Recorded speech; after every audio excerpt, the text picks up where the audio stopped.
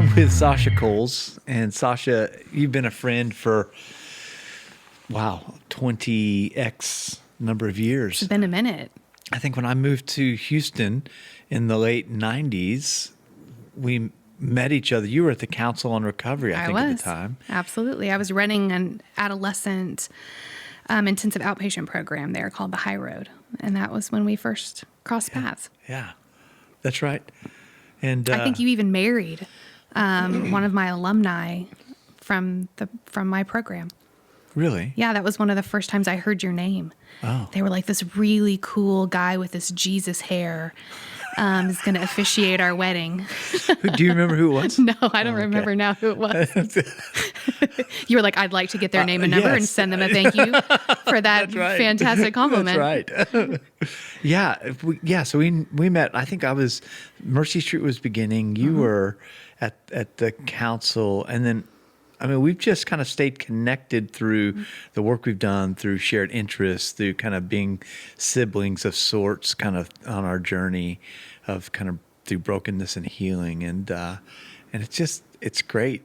It's great to continue to stay in touch. You were at Archway Academy, which is a sober high school. Yep. I was there for 15 years, just ended my time there this past summer. And that was another way that our lives intersected, because you were at Texas Tech. Yeah. At the Collegiate Recovery Program there, doing incredible work. And so a lot of my alumni students were graduating from the sober high school here in Houston at Archway Academy, and then transitioning to Lubbock for the Texas Tech Collegiate Recovery Program. So that was just another cool way that we got to know we got to know a lot of the same people. That's great. And can I just tell you, like, what a blessing it was to feel like these young people who I love with all my heart, who were launching, that I got to send them to a program where there were people there that I really trusted. Yeah. Yeah. It was a great, to know that, because Archway was kind of one of its kind in the country and became a model of kind of how to do sober high schools across the country. Absolutely. There are only 44 recovery high schools in the United States. Archway Academy for years and years, or probably more than a decade, has been the largest recovery high school. Is it the first? And so, not the first. No, the first recovery high school is in Minnesota. Is in prison. Absolutely. That is not the truth. And so we've been a training ground for people. I've had folks from literally every area of the country come down to Houston to spend a few days with us to learn about what is a recovery high school, and then take it to their community and replicate it. Yeah. It's been amazing. Yeah. And then in 2015, the documentary the documentary film Generation Found came out, which was a documentary by a filmmaker named Greg Williams. And it was about the Houston young people's recovery community, and it heavily featured Archway and a lot of my story. My son was in kindergarten, first grade, and second grade when they were filming, because they filmed over a period of 2.5 years. And my son is in the film, and my ex-husband's in the film, but they followed us for a long period of time to kind of tell the stories of administrators, counselors, and then parents and kids who'd been affected by addiction. It's a beautiful documentary. It is I was going to ask you about that, because that documentary is really beautiful and important too, and it shares a slice of a history and a time in Houston that was like something was happening. It was iconic. Something was going on, because that was about the time, we had arrived, we're planting Mercy Street, all the APGs were happening. And that was a beautiful time in the Houston recovery to be young and need to get sober. Yeah. And a beautiful time for families, because when they came into programs like Teen and Family Services here at Chapelwood, or they came into alternative peer groups or residential treatment facilities, or they were coming out of wilderness programs, these are families that are in the depth of darkness. Hopeless, overwhelmed, spiritually, emotionally bankrupt, not trusting themselves, angry and resentful, just starving for hope and caring people to come and just swoop them up and put them with other like-minded parents or kids that understand how devastating this journey can be. Yeah. When all of the color just seems to come out of life and you're just living in black and white. And then they would step into places like Archway Academy or alternative peer groups or treatment facilities. And for the first time in a long time, they felt like they were living in color again. They just felt a sense of hope and like something might be possible here. And there's a tiny little crack in the matrix, and maybe we'll come through this, and maybe our marriages can be healed, and maybe, the siblings that have been ignored can feel included again. Because there's so much that happens to families when there's hardship. And it doesn't just have to be addiction. I mean, for families that have not been touched by addiction, it can just be difficult raising kids. Yeah. Yeah, it can. You and I know. It's the hardest job I've ever done is being a mother. Yeah, I don't know about that side. I know about the other side. It is difficult, and I wonder if we could talk about some of that just today, because I think there's so much pressure. Like for me, before I had kids, I had this ideal of what it would be. And I had this idealized version of myself in that role. And I was sober, done a lot of work in terms of my own sense of my own self-knowledge, all that felt like it just, dear Lord, it served me like not at all. I remember thinking well, I'm a little older. I waited until I was in my late 20s. Yeah. I'm a little older. I'm a therapist. Yeah. I've been sober for a long time at that point. I was like, oh, all this insight and awareness that I've gleaned. Yeah, hold my beer. Wow. Yeah, Watch exactly. This. I am going to kill this parenting thing. Oh, and I did. I think I did have some really kind of unhelpful expectations that I put on myself about how magical parenting was going to be. Right. And then it really just started in pregnancy. All that magic, that's a load of crap. This is going to be really hard. This is going to test you as a person. This is going to make you question every belief you've ever held. This is going to spiral you into some weird self-esteem stuff about, do I have what it takes? Can I do this? Do I know what I'm doing? Am I hurting this kid? I'll tell you a really interesting story. So 2017, I got a divorce. It was a very challenging time. So my ex-husband and I had been together for 20 years. At the time, our son was 10. And I had a really, really deep knowing that it was time for the marriage to end. It was very sad. Yeah. But I had a peaceful knowing. But there was this one sort of tether kind of back into negative thinking. And I remember sitting with my therapist, and I just kept saying, I know this is the right thing for me, but I feel like I'm going to ruin my kid. Yeah. Making this decision and kind of creating this change in our family. I think I'm seriously going to mess him up. And so I was dealing with all these feelings of selfishness and are you doing the wrong thing? Maybe you should be trying harder. Maybe you need to be practicing more forgiveness. And so I was just in this spiral of you're just not doing the right thing. You're going to totally mess this kid up. And I remember her saying to me, I get tearful thinking about it now. I said, I just feel like if I make the decision to leave, which I know is the right decision, that I'm going to totally screw him up. And she said, or maybe you will teach him the greatest lesson of his life. Wow. And I just started sobbing. And really what we got to the bottom of that day was, I can love his father and we can be a family in a different way. Yeah. And that my responsibility as his parent, that I don't have to, it doesn't have to be so limiting and so constricted, that I really had intention of doing everything possible to keep my marriage together, and I can keep my family in a beautiful place. Yeah. Yeah. So, and great. I think my ex-husband and I are a really, really powerful example of what it feels like to deeply love another person and get through the hard parts of having to let go and the disillusionment of a marriage not working how you thought it would be, but that you can still have a really beautiful family. It's really difficult to grow up in that way. Because I think these ideas of ourselves in these kinds of situations are a powerful illusion, and they create a lot of energy inside of us. So I'm wondering, and we live in a culture, and I would think the folks that I hang out with a lot are like high performing people. They're highly educated. They love their family. They love God, and often we come into parenthood thinking if I could apply the same sense of strategy and the same kind of work ethic, design around it, then it's going to be okay. Mm-hmm. Can you talk about like the scary thing for me, Sasha, is there's some folks in my life for whom that has really worked, and not in a negative, they're just kind of overbearing parents. For some folks, that's worked. For others of us, we look at and we think, first, it's easy to say, what did I do wrong? Mm. And there may be some things, obviously, that we've done, quote unquote, wrong.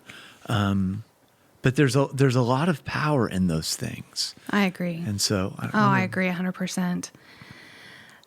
I think one of the first things that we lose when we're newer parents is hard things happen. Our kids make choices that we don't necessarily agree with, or our kid gets really sick and we respond to it in a way that was like completely shocked us because it wasn't how we imagined that we would respond to, an illness or a scary event.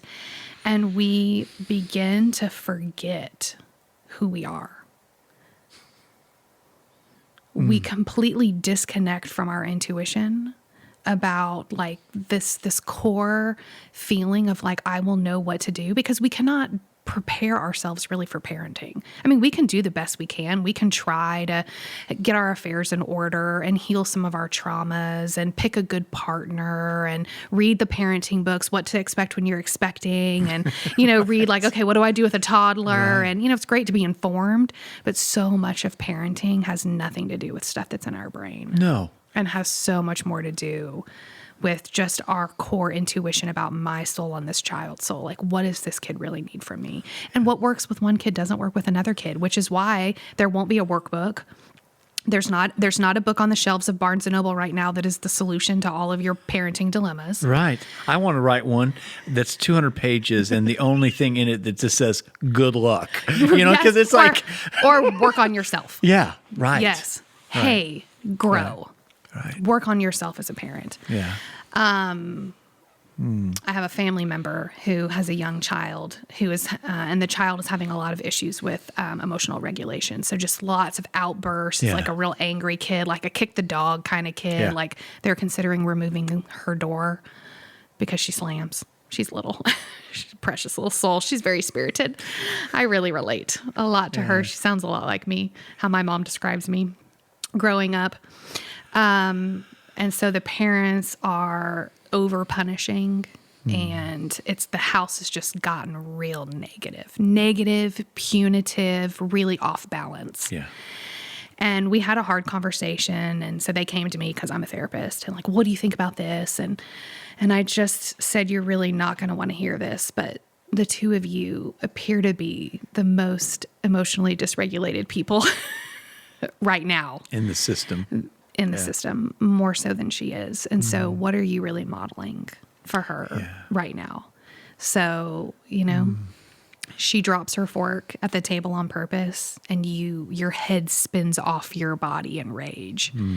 And so there are some things that you'll need to look at. Like, I don't know that there's any medication that your daughter needs or any therapy that's going to work for her more than you and your husband doing some deep work around how you respond to her. She's a difficult spirited child, but she needs parents who can regulate their own emotions and stay present with her. But I don't think punishing this out of her is going to work. They've been trying that for years. Not effective.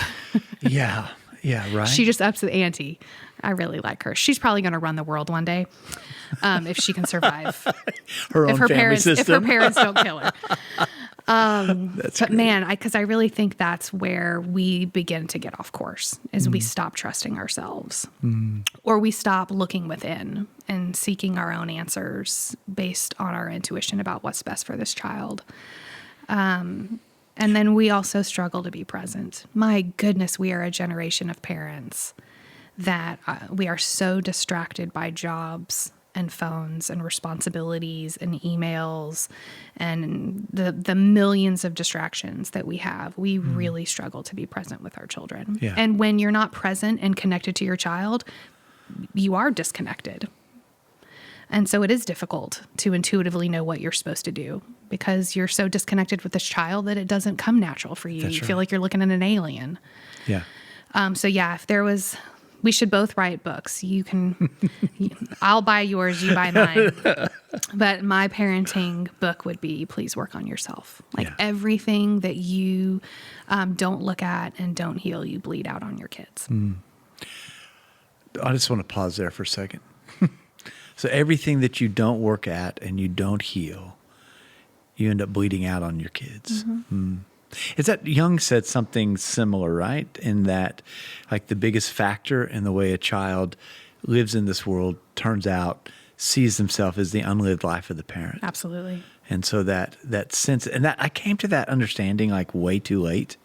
You know, one of the things I talked about recently is that the fact that we pass down physics lessons that we learned from hundreds of years, and math and tectonic plates and cloud formations, right? But you show up in your adult life, and the first time you realize that shame has been running the whole motherboard, or anger, or a deep sense of fear.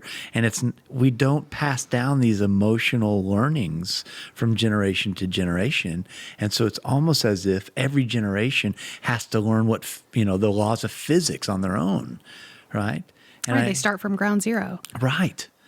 And so I think that I live around folks, and myself included, that came into parenthood with an idealized version both of myself and who I was, and what my power and love could do. And when it didn't happen, there was two roads that took for me. I could turn it on myself, or I could turn it on my kids. Right? And I found both of those to be really terrible cul-de-sacs to get stuck in. Doesn't know lead why. to a really fun existence. Yeah. Right, that's a real dark house. Yeah. Well, that makes perfect sense to me. Well, and I think of many of us come into parenting with a lot of broken experiences of our own childhoods and how our parents parented. And so, that's our personal experience. And so even if it's ugly, or even if it's not a pattern we necessarily want to repeat, like, it is the background music playing. Yeah. Our family of origin stuff, and then how we bring that into the way that we parent our children, consciously or unconsciously. I think that's a huge piece of it. Then there's an extra special plot twist that happens in parenting. Yes. So there's I love the way that you say it. There's what you imagined would be. How you would show up as a father or a mother, how you thought your kids would do in Little League, or how you imagined school being for them, and all the ways that they were just going to be a rock star, and that you could just take a deep breath and be like, I created look that. at that. Or I take ownership for that. Or the other humble, there to look at, It was all them. Yeah. And then there's the really awkward plot twist of, every year my son gets older, it's an invitation for me to relive that age of my own life, and for all of that trash to bubble up to the surface. So there's what I imagined I would be like as a mother, and what I imagined my son would be like as he grew up. And then there's the energy between the two of us at every single age and stage, where his stuff is bouncing against my stuff. And some of it's about who I am as an adult woman, and what I presently have going on in my life, and what he has going on in his life, and how those things bounce off of each other. And then there's he is 16. And then everything I experienced, trauma, hardship, that was, 16 was a period of time in my life where I was making horrifically poor choices. And then all of that projected onto him at 16. Right. And so all of my unhealed 16-year-old stuff is in the mix of my parenting a 16-year-old right now. And that's happened at every age and stage of his life. So that's another little layer that we're That's negotiating. huge, isn't it? So you've got this like little shadow stuff of unconsciousness that I can just kind of see next to me of my own unresolved whatever is being engaged with my kids. And some of it's the negative unresolved stuff. Some of it also, though, is my positive projections. You know, there are stages in life where, like, Sure. I just kind of, Yeah. actually, there really aren't. Now that I'm being honest, there wasn't a lot of just easy breezy phases. But I mean, I was a very high functioning mentally ill person growing up. Sure. You know, I was diagnosed with panic disorder at a really young age, but was always able to like excel in an elite way in sports and in school. So I didn't get a lot of the help I needed because I was hitting a lot of the milestones that you sort Exceeding of... them. Yes. Right. You know, so my parents were like, well, she's crazy, but I mean, we probably don't need to do any major intervention. Like, you know, she made varsity as a freshman and she's in AP classes and her grades are great. And, you know, she like has a nervous breakdown frequently. However, like, you know, she seems to be holding it together okay. So then I think of all the ways in which that shaped how I show up as a parent with my own son. Yeah. That's really good. So to speak, the first chapter of your book and parenting is for the parent really to work on themselves, to know their own selves, their own ways that they're living in the world, their own brokenness. Absolutely, because there's an over focus when we have a child who's presenting some challenges. There's an over focus on changing the child's behavior and a complete lack of awareness of our own behavior. Yeah. No, right. So it's like, let's just turn the mirror, you know, in our own direction first. Is there anything I'm doing that is exacerbating this situation? Is there is there any way in which I'm responding that is making this more difficult than it needs to be? Because kids are going to be messy.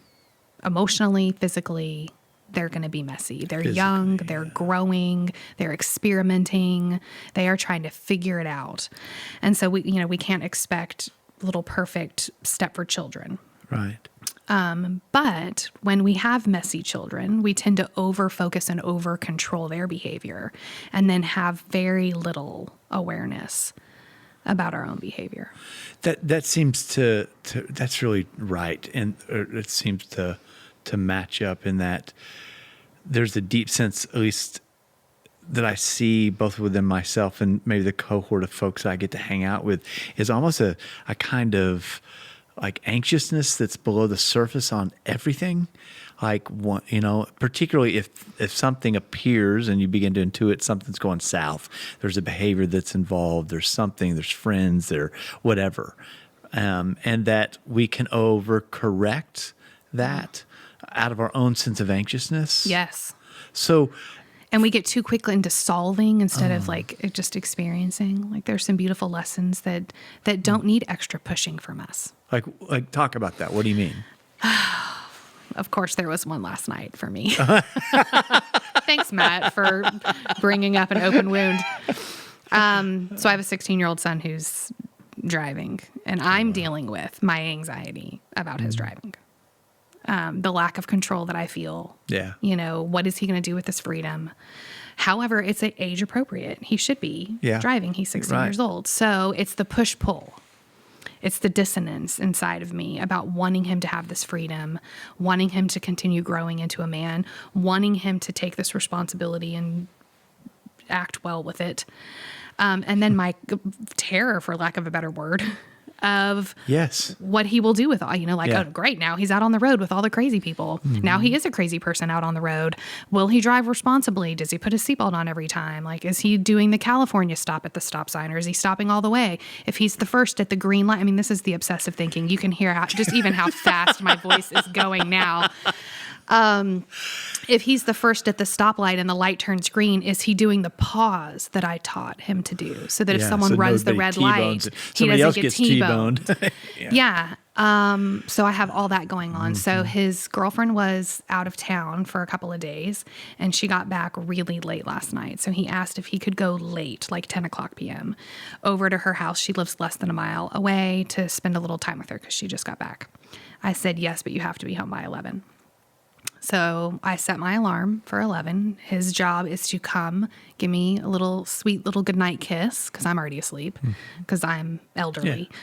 Yeah. I think being well rested is really important. Yes. So I'm out. So I set my alarm. He has to come, wake me up, give me kisses and everything before my alarm goes off. And otherwise my alarm goes off and I know he's late. Yeah. So I can still get some restful sleep. Yeah. And the alarm goes off, and 5 minutes passes, and 10 minutes pass, and 15 minutes pass. So I pull up the Live 360 and I begin to stalk him. Yeah. What's he chip doing? that you put into his brain. Yeah. What street is he on? How fast is he going? Well, he's going 65 miles an hour down Beechnut because he's late. Towards your house. Yes. Back towards his mom. So now he's late and speeding. Yeah. So I was proud of myself. I did some really good deep breathing. What I wanted to do was blow his phone up. I also wanted to ground him for a really inappropriate length of time, like 2 years or something. Yeah. You know, 18 sounds pretty good. I wanted to put his car on Craigslist. Like I was really just ready to lose my mind. So instead, I'm not even joking. This is me last night with my journal out. I'm such a therapist. Instead, I journaled because I knew exactly where I was and how much time I had. And I took a bunch of deep breaths, and I was like, when he gets home, he's probably going to be full of shame and fear and anxiety. And no big decisions need to be made tonight. I'm going to tell him I'm disappointed in the choices that he made. And I know my kid, which is, what's my punishment? Yeah. Like, so he came in, hi, Mom, I'm good. What's my punishment? I'm good. What's my punishment? My punishment. I'll do the and time, I said, Mom. I really she was worth it. Yeah, exactly. She's adorable. I love her too. I'd spend extra time with her too. And I just said, I feel like if I make a decision tonight, it won't be the right decision because I feel pissed. So I said, I think we'll just talk about it tomorrow. So I love you so much. I'm glad you're home safe. That's not, though, what I intuitively wanted to say. Well, that's what I intuitively knew to do. But my fear and the anxiousness that I experience as a parent that typically is driving my parenting decisions, that has the potential to, just wanted to cuss him out because I didn't like being anxious. I didn't like being afraid. No. I didn't like having to make parenting choices. I don't like having to figure out and use my brain space to determine what's an appropriate punishment for this. I'd rather him just act right and make parenting easier for me. Come on. I mean, someone just needs to put a memo out to all the kids in the high schools right now. Yeah. Hey, y'all, act right. It makes it a lot easier on the parents. Because then I don't have to sit with myself. Like, well, what is appropriate? Like, does he deserve a punishment for this? What punishment feels appropriate? Because then I really have to start thinking. And I really have to start weighing, like, what is the best way to teach him the lesson that I want him to learn? You know, because what I wanted to do is just punish him because he created anxiety for me. Right. That feels, that anxiety or fear in parenting feels like it's an idiot light on my own dashboard that's facing me, right? What I end up doing, though, is turning that towards my sons and making it their problem. And so what you're saying is that there's we've got to deal with our own sense of what comes up for us in the face of the behaviors of our kids. Yes, there's the fear and anxiety that is ours. It belongs to me. Yeah. It's my fear and my anxiety. Yeah. It's not his. Yeah. He's got his own fears and anxieties. He also has his poor choices that impact me financially or impact me emotionally. Mm-hmm. That, I think, is one of the keys of healthy parenting, and that key does not unlock perfect children. That key unlocks peaceful parents. And that's extremely important in families. Does that make sense? Yes, and say that again, please. This time more slowly. When we have that insight and awareness and we're parenting, from a more intuitive place, that key does not unlock perfect children. It just unlocks peaceful parents. And And that's what I want to be. I want to be the best version of myself. I should bottle that for You know what, Sasha? I really want I want perfect kids. Don't we all? I'll take anxiety if my kids were perfect. Oh gosh. So that's really interesting, is that I still think that there's that thing inside of us that wants to know, how do I do it? How do we do it so that the outcome is, they're thriving, and I know what thriving is, right? They're able to negotiate all these, just the hellscape that is adolescence and young adulthood, in our day. And they age. are navigating it, and most of them are navigating it well. Yeah. Not so much by our standards, right? Because, their lack of perfection for many of us translates into I'm not doing Good well enough. as a parent. There's also this game that we play where, we do this in marriage also. If you would just, Right. then I can be. Like, that is like just the most poisonous, cancerous, negative Yeah. belief system. If you would just do better, then I would feel more like myself, because we hate being anxious. We hate being fearful. We don't like being put in difficult positions where we have to use critical thinking and we have to be responsible for things. It's overwhelming. And many of us just live our lives in a way in which our capacity is tiny. Yeah. It's like we spend all of the gas in our gas tanks away from our families, and then we come home on empty, Right. and then we are resentful as hell when we have to show up. Yeah. Or show up in a way that has to deal with problems. Yes. Issues, things, right? Yes. Because we've given it all away to everything else. To other things, but none more important than our families. Yeah. Because there are other people. I mean, I just resigned from Archway after 15 years. There's a wonderful woman who is stepping in now to do that job. Like, there are so many people who can come and run Archway Academy. There's only one person who is my son's mother. Yet we spend a lot of energy in areas where there are many people who could do that for that company or for that thing. Yet neglect. We don't reserve the appropriate amount of time and energy and space that it's going to take to be our best as a parent, because we come home with an empty gas tank. I'm wondering if that's why there's an obsession on the kind of schools that our kids go to, and there's a real positive side of this, and then I think there's a shadow side. I'm talking about the shadow side now, but an obsession about the kind of schools our kids go to from really early on through, whenever they become physicists or whatever. And astronauts. Right, and astronauts. And then, like, we have the tendency then to over schedule, and we become overscheduled ourselves in our parenting, because I think that underneath that, there's still that deep anxiety that about missing out, about if our kids are in these structured things, then they're learning these skills that only this can teach them. And we're also back to checking boxes, like, because good parents put their kids in Little League, and good parents do Boy Scouts, and good parents take their kids to church on Sundays, and good parents sign you up for karate, and good parents are your personal Uber to your 19 activities. Right. And good parents, cook a home-cooked meal 3 days a week, and you sit down at the table and eat as a family. And if I do all those things, Yes. then I'll Guaranteed. have perfect children. Yeah. And then we do all those things, which are exhausting. And then we are freaking- resentful as hell that these Yeah. kids are still heathens. How get an amen. how dare they dare you. have an attitude? Because I've been working my butt off. Yeah, right. So that's problematic, obviously. What are things, like, from a healthy standpoint, from a place of solidness and connection and groundedness? What are things we need to keep our eyes on then as parents? What are those things? I think the emotional maturity and capacity of a parent directly relates to the growth and development of their children. But we can't look at successful children in this short-sighted way that we do in terms of like, what is a successful child? Is that a child who is so disconnected from their own emotions out of fear that they never act out? Well, I wouldn't say that that's a healthy development tool. Right. Do you know what I mean? Mm-hmm. It's like when we go back to fear-based parenting.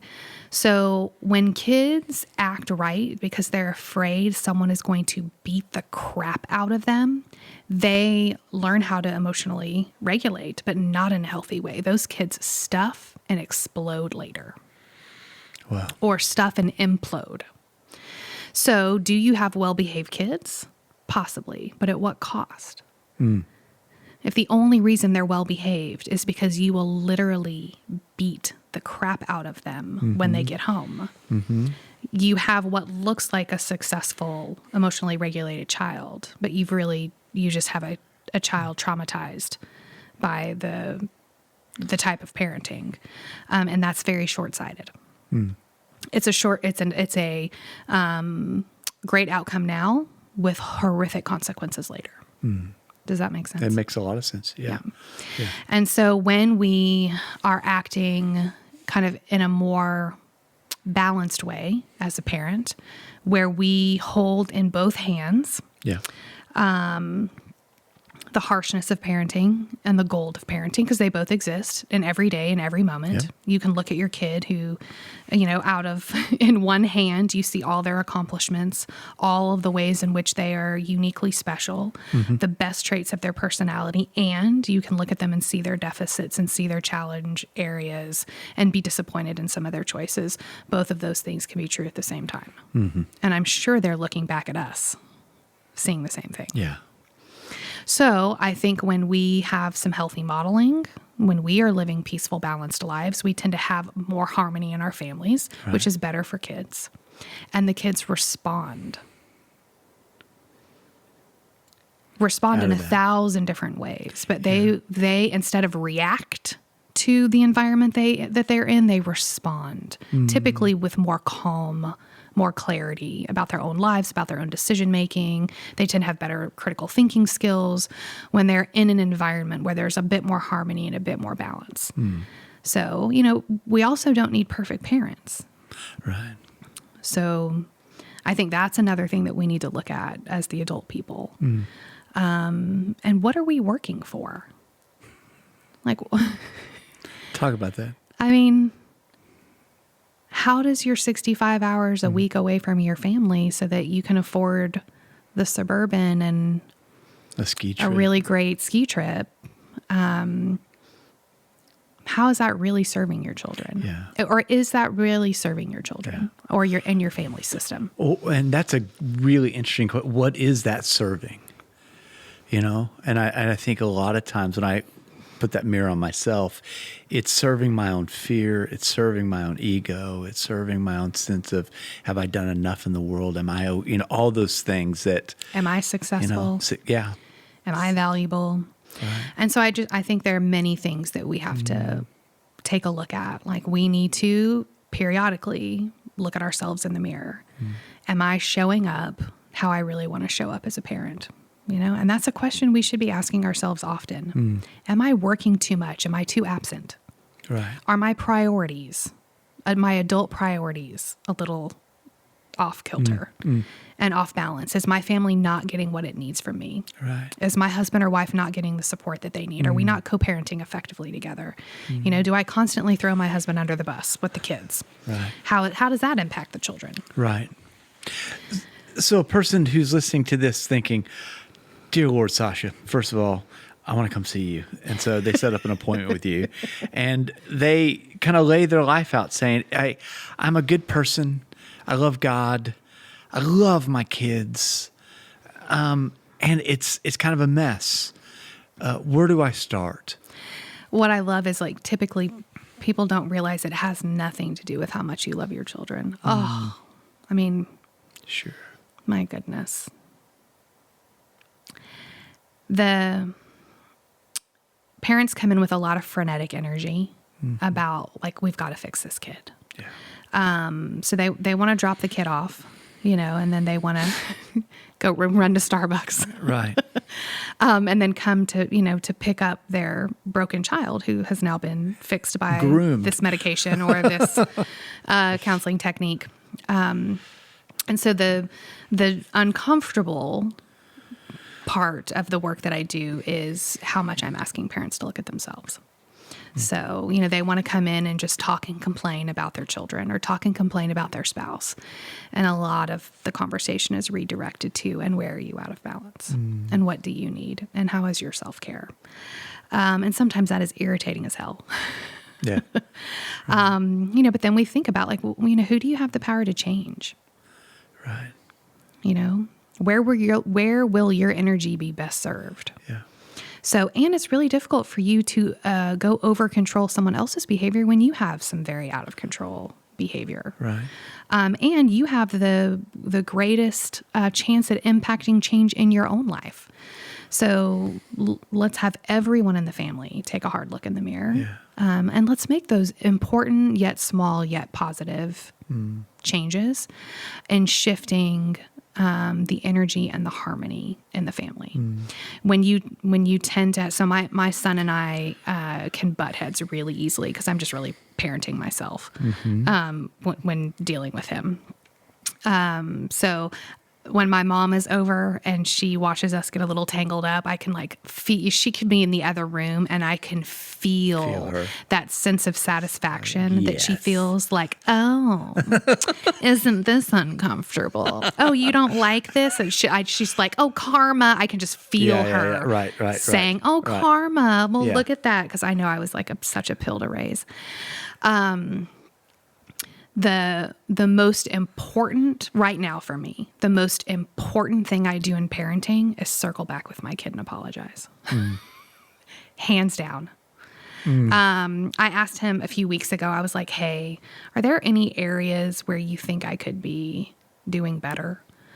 And I mean, I really wanted his honest opinion. Question. That's a great question. And he gave me an answer I already knew. Really? Yes, because I had done a little reflecting, and I tend. Oh, I hate being honest. God, it's so awkward. Really? It's just us. Oh gosh.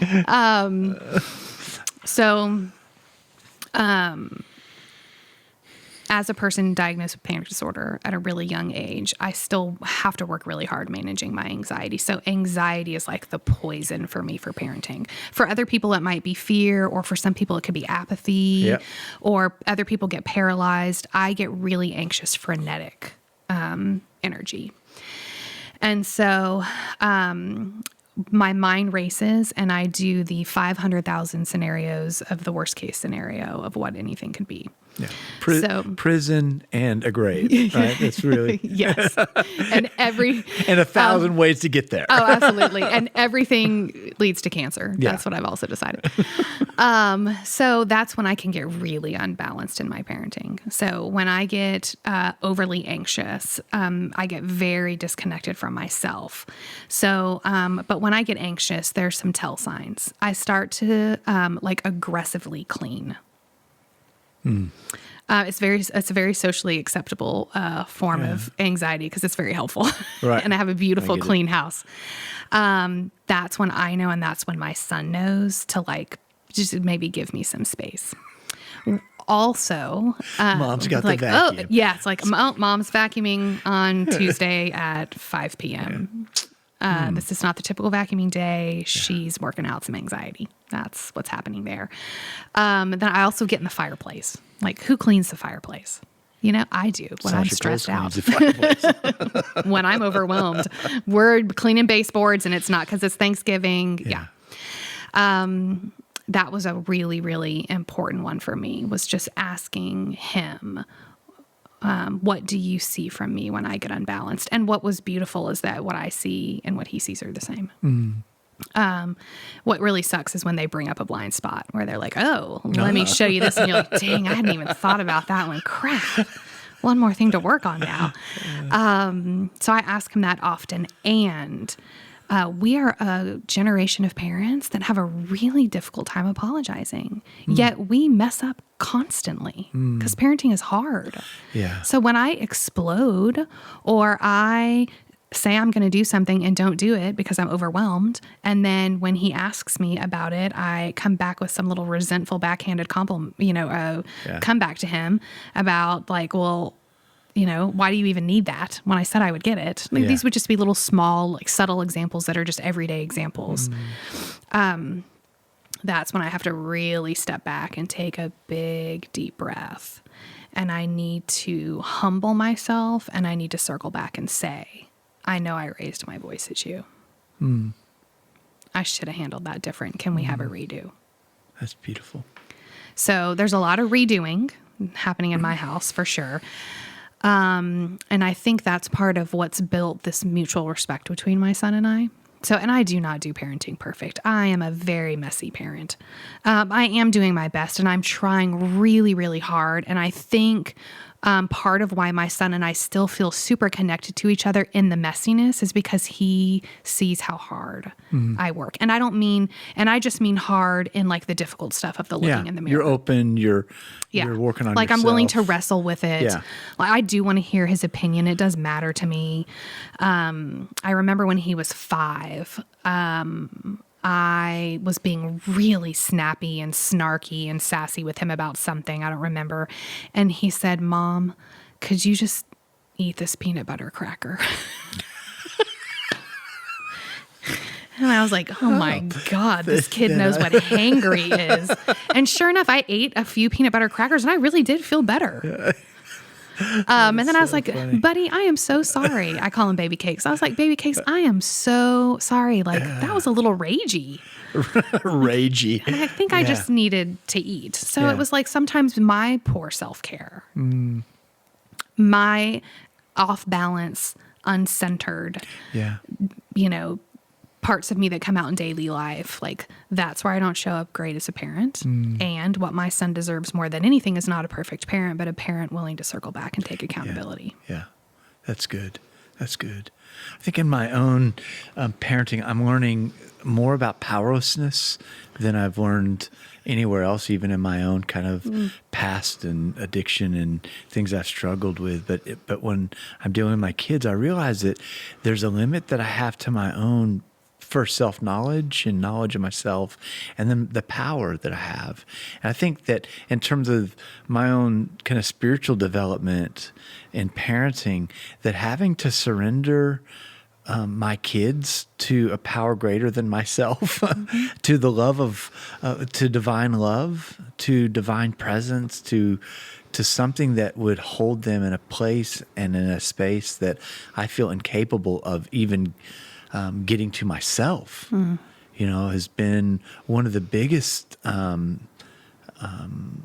think, things that I've had to face, is really turning them over in a sense, not in an abandoning way, but just realizing, my power is unable to help them.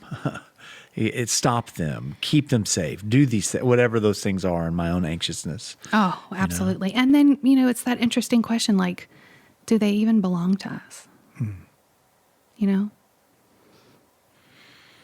state of Texas says they do. But like when I really think about it spiritually, like, he's here on his own. My son is here on his own journey. Yeah. And, there are definitely ways in which I can wound him and be Absolutely. unhelpful to him. Sure. For sure. And there's this weird paradox of control and responsibility that we feel as parents. Yes. And control of an outcome and Yes. responsibility to achieve an outcome. And it's all very outcome driven. Yeah. And then I just think, I have some interesting, spiritual beliefs about, I just really, truly believe at my core that, we pick our parents. I just do, and I think that me and my son and my ex-husband, I think it was divinely written that the three of us would live a life together. That's beautiful. That's beautiful. And, so I do carry a deep sense of responsibility, but I think responsibility and control can be very confused. Yeah.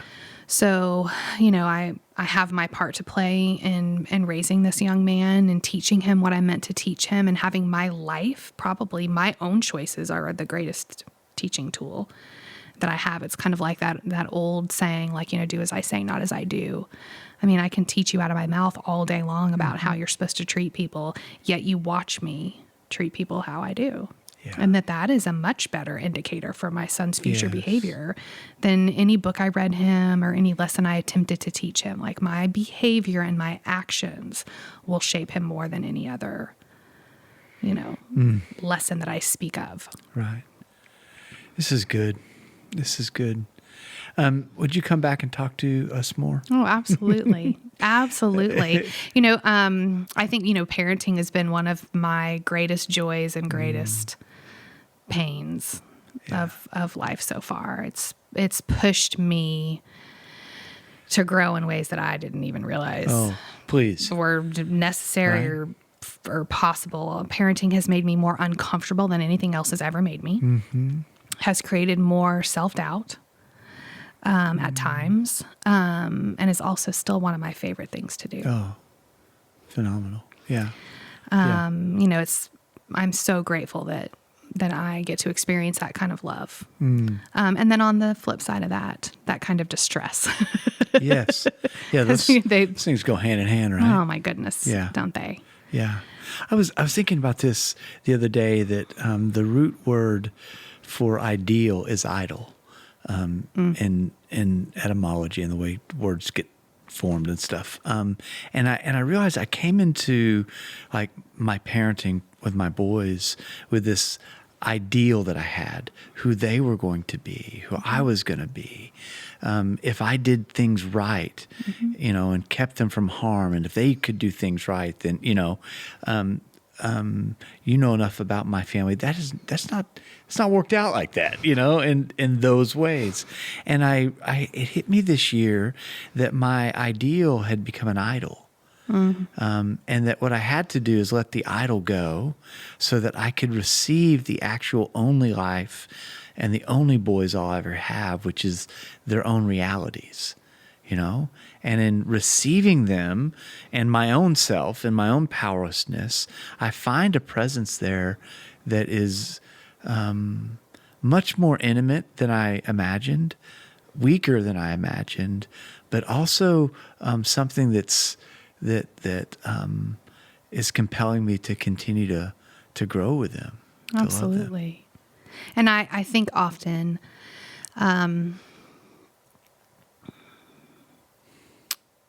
when I don't know if I'll have a sudden unexpected passing or if I'll get to live, to be an old woman with painted eyebrows. I hope so. I hope that's who you are. But I do hope that when that time comes and I'm sort of reconciling my life, I think I'm going to care less about naming my son's successes, and I'm using air quotes. Yeah. And I think I'm going to care more about the soul connection between the two of us. And I think that for me, when I think back on, if I knew I was dying, would I be like, God, I'm really glad he kicked that 46-yard field goal, which I am, which he did. And just a little shout out to him at a playoff game 2 weeks ago. 46 yards. I know, I'm so proud of him. Will it be those things, that I hold as like the shiny gold, nugget of my existence, or will it be, he and I laying in his bed, pillow to pillow, him telling me about like something really hard that he's going through, that he's kind of ashamed to talk to me about. Yeah.